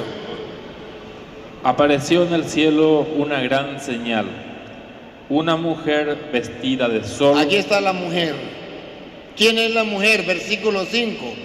La mamá de quién es la mujer, ponga cuidado. Por el hijo sacamos quién es la mujer. Y ella dio a luz un hijo varón, que regirá con vara de hierro a todas las naciones. ¿Quién es el hijo varón que regirá a todas las naciones con vara de hierro? Jesús. Siga. Y su hijo fue arrebatado para Dios y para su trono. ¿Para quién fue arrebatado su hijo? Para Dios y para su trono. Para Dios y su trono. Entonces, ¿quién es el hijo? Jesús. Ahora vamos a ver qué pasó con María. Siga con el 6. Y la mujer huyó al desierto. ¿A dónde? Vamos a ver a dónde. Siga. Donde tiene lugar preparado por Dios. A un lugar preparado por Dios. ¿Ustedes no recuerdan el lugar preparado por Dios? Quédese ahí. Busque para que vea Juan 14. Ahorita regresamos para acá. Juan 14, 1 en adelante. Un lugar preparado por Dios, no se le olvide. Juan 14, 1 en adelante.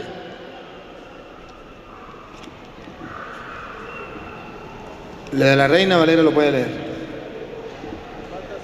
No se turbe vuestro corazón. No se turbe vuestro corazón. Creéis en Dios, creed también en mí. Escuche lo que viene. En la casa de mi Padre. En la casa de mi Padre. Muchas moradas hay. Muchas moradas hay. Pongan cuidado lo que viene. Si así no fuera, yo os lo hubiera dicho, voy pues a preparar lugar para vosotros. Voy a prepararle un lugar para vosotros. ¿Dónde va a ser ese lugar?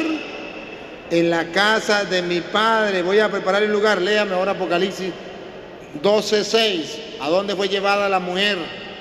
Y la mujer huyó al desierto, donde tiene lugar preparado por Dios. Voy a prepararles un lugar. ¿Dónde es el lugar? En la casa de mi Padre. Hay muchas mansiones. Voy a prepararles un lugar. Ahora versículo 14. Cuando María fue llevada a ese lugar. Y se le dieron a la mujer las dos alas de la gran águila. Eso se llama asunción. ¿Por qué asunción? Porque ella no tenía alas. No fue por su propia cuenta. A ella se le dieron las dos alas del águila grande para volar. ¿Por qué el águila grande?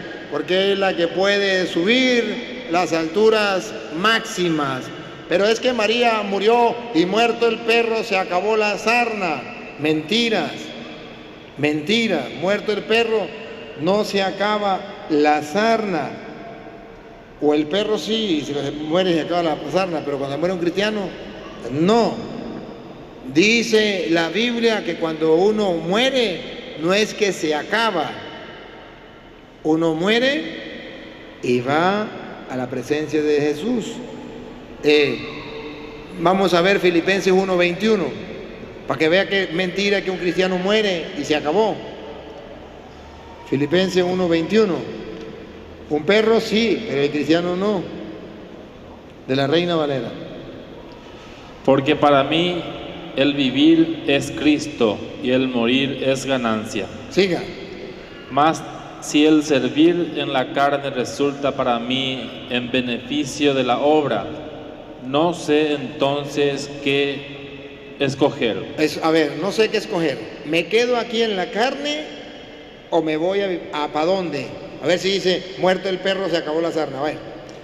Porque de ambas cosas estoy puesto, en estrecho, teniendo deseo de partir y estar con Cristo. Cuando uno parte, ¿para dónde va? Estar con Cristo. Estar con Cristo. No dice que uno murió y se acabó. Dice, yo quisiera morirme para irme con Cristo. Entonces, los protestantes no creen en la Biblia. Y es un gran error. Otra pregunta. Sí, esto es algo realmente bastante largo, padre, pero quiero hacerlo porque la persona me lo pidió y necesita de su opinión, porque estamos perdiendo una oveja por culpa de esta razón. Es una persona que había sido en su niñez bautizada en una religión que es la de Río de la Plata, una iglesia evangélica de Río de la Plata, ¿verdad? Recién nacido le bautizaron en esa iglesia. Después de grande, el hombre se casó con una mujer católica. Cuando fueron para casarse, como él no había hecho la comunión, en el día de su matrimonio el sacerdote le tomó la comunión, hizo su primera comunión. Y estuvieron así durante 27 años casados. Después de 27 años aparece otro sacerdote que no le permite más ingresar a la iglesia católica porque él no hizo la confirmación y le prohíbe confesarse y comulgar en la iglesia católica. Le suspendió la comunión y por lo tanto no le permite más entrar en la iglesia católica porque él no es católico. Entonces, lo que quiere él saber es que usted le asesore, usted le diga qué es lo que tiene que hacer. ¿Pero él cree en la iglesia católica? Él es más católico que usted. ¿Y se casó por la iglesia católica? Se casó por la iglesia católica. Si es así como usted lo está leyendo, ese sacerdote está cometiendo un error y él no tiene que hacerle caso a ese sacerdote. Él puede confesarse, él puede comulgar. Si no puede comulgar en esa parroquia, pues va y comulgue en otra. Pero no está fallando, el que está fallando es el sacerdote. Ahora, sí debería confirmarse. Eso sí debería confirmarse.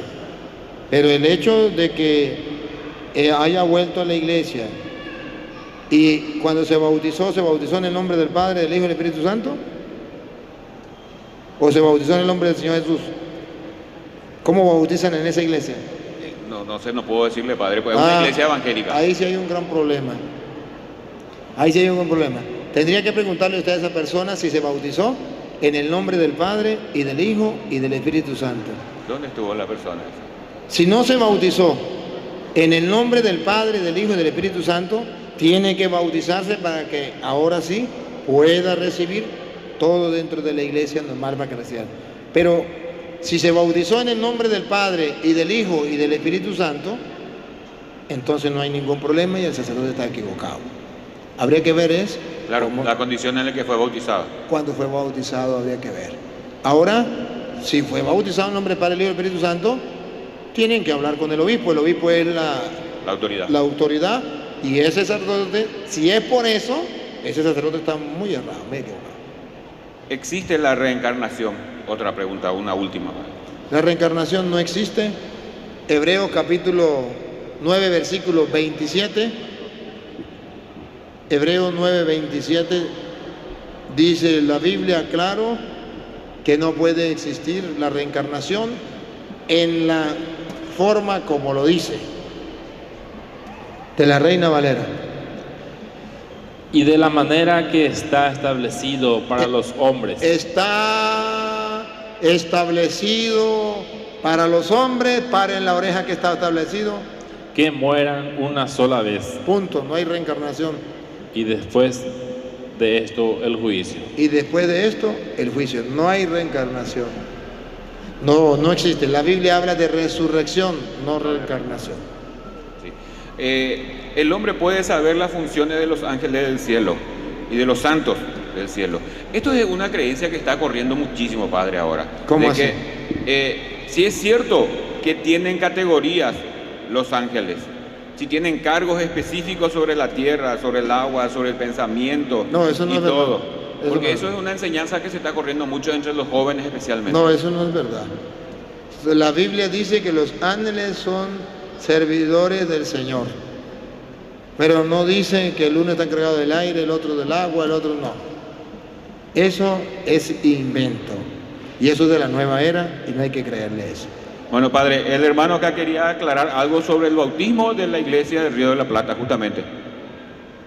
Bueno, padre, era luterano, 47 años, estoy 6 años en la iglesia católica y conozco lo que es el bautismo de la iglesia del Río de la Plata y la luterana, ¿verdad? Son prácticamente iguales. Es en el nombre del Padre, del Hijo y del Espíritu Santo. Entonces esa persona no hay ningún problema, pertenece a la iglesia, si ya fue confesó, si ya comulgó, si ya lo han recibido, aunque no sea confirmado, él pertenece a la iglesia y él puede o confesar con otro sacerdote y comulgar con otro sacerdote, no hay ningún problema, o si no, ir con el obispo y hablarle al obispo y plantearle al obispo. Pero ese sacerdote está muy... Último, María y los santos, ¿hacen milagros?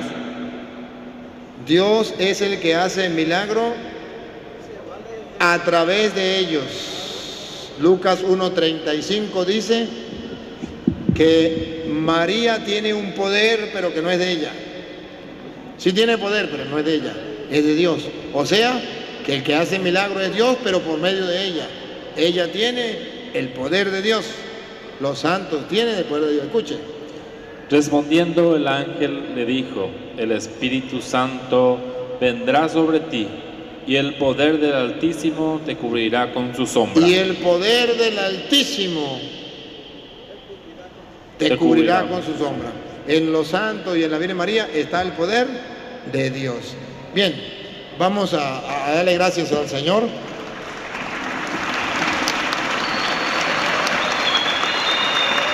Pero yo no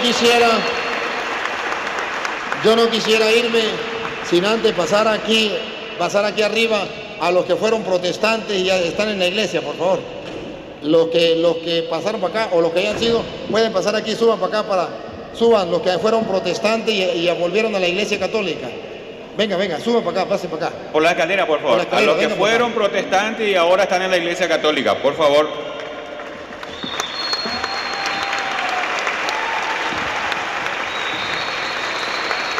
Vengan para acá. Todos los que fueron protestantes y ahora están en la iglesia católica.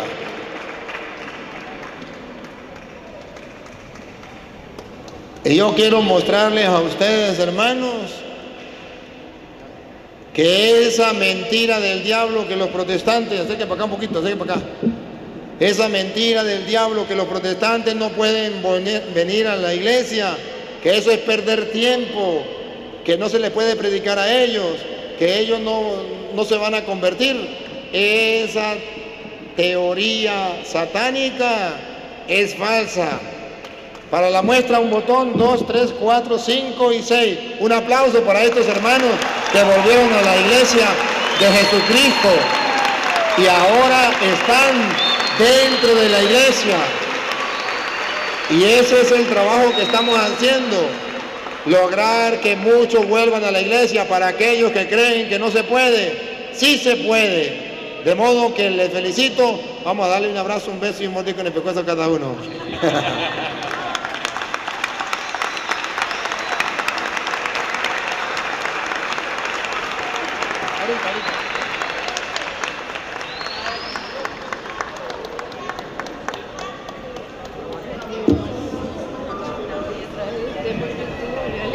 Dígale. Mi mamá también era protestante y a través del padre Luis Toro por YouTube también volvió a la iglesia. Un aplauso para la mamá de ella también. No está aquí, pero a lo mejor vea este video. ¿Cómo se llama su mamá? María Celeste. Yo sé que va a ver este video. Su hija se lo va a mostrar, se lo puede mostrar. Ya está en YouTube. María Celeste. Un saludo y le felicito y que Dios te siga bendiciendo. Y a todos los hermanos donde quiera que estén, que han vuelto a la iglesia católica, bendito sea Dios, mi abrazo fraternal. Esto se llama rescate, rescatar almas para Dios. Y hay razón de que el diablo está enojado. Y hay razón que los protestantes se pongan bravos. Porque le llegó la hora cero a los protestantes. Porque ahora se está descubriendo la mentira de los protestantes. Padre omnipotente, te damos gracias por estos hermanos que han vuelto a la iglesia. Gracias por los católicos que se han fortalecido en su fe a través de esta enseñanza. Y gracias por lo que vas a hacer en los hermanos separados que a través del internet han seguido la palabra del Señor predicada. Señor, que todos seamos uno. Señor, que haya un solo rebaño bajo un solo pastor. Y a ti, oh Dios, que quiere que todos los hombres se salven y lleguen al conocimiento de la verdad, a ti sea la gloria, el honor, el poder, la adoración por los siglos de los siglos. El Señor esté con ustedes. La bendición del Dios Todopoderoso, Padre, Hijo y Espíritu Santo, descienda sobre ustedes y les acompañe para siempre. Les amo mucho, los llevo en mi corazón. Paraguay.